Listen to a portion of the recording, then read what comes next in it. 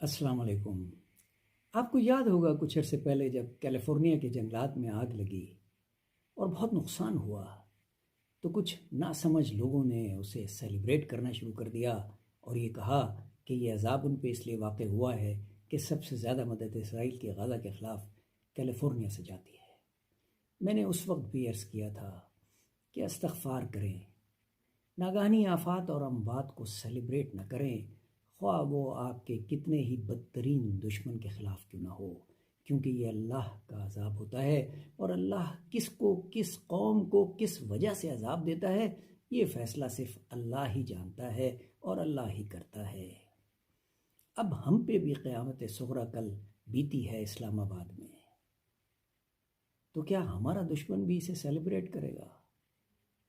نہیں، ایسا نہیں ہونا چاہیے۔ ناگہانی آفات اور اموات کو کبھی سیلیبریٹ نہ کریں، خواہ اپنوں پہ ہو یا غیروں پر۔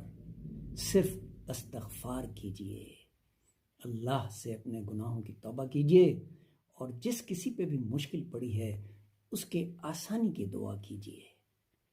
ہمیں ہمارا مذہب اسلام یہی سکھاتا ہے، اللہ کا بھی یہی حکم ہے۔